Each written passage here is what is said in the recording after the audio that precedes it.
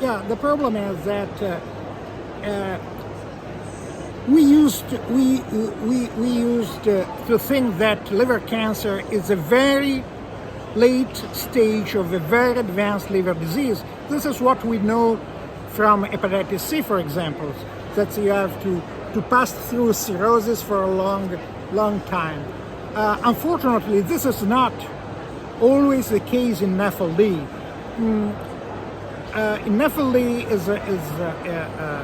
is common in patients with a lot of comorbidities, such as obesity, diabetes, metabolic syndrome, and this may be the explanation why a subgroup of patients, that is quite 25% of HCC, 25% of cancer developing in patients with NAFLD are in patients without liver cirrhosis. That's amazing. It's yeah. 1 in 4. Scary amazing. Scary amazing. 1 in 4. Yeah. 1 in 4. This means that this is a very tough point also to detect for detection and surveillance in this patient, because the first point is to identify patients at risk of having progressive liver disease.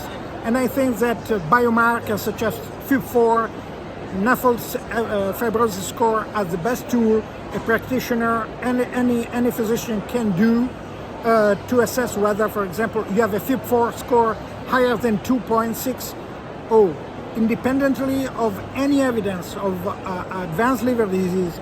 Your patient has an advanced liver disease and is at risk of developing HCC. So this patient should be enrolled in a follow-up and surveillance program with alpha-fetoprotein and ultrasound every 6 months.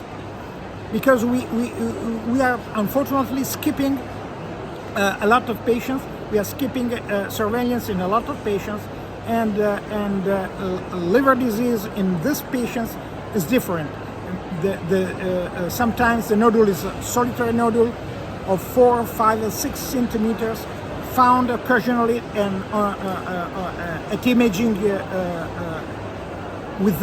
in a patient without any knowledge of previous liver disease, and when the surgeon perform a surgical resection, tell us that there is no evidence of liver cirrhosis in this liver. So I think that this is a point that a Fatty Liver Alliance should focus on, and also the information should be spread for better identify these patients as early as possible. So that's all incredible information that people don't know about for sure. So the patients themselves, when they find out they have cancer, I imagine the reaction is terrible. Yeah, I think that, for example, they found that they have a lesion, a focal lesion of the liver, and also there is another aspect.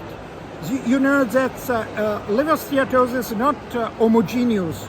You have skipped fatty liver, and you have so-called spared area.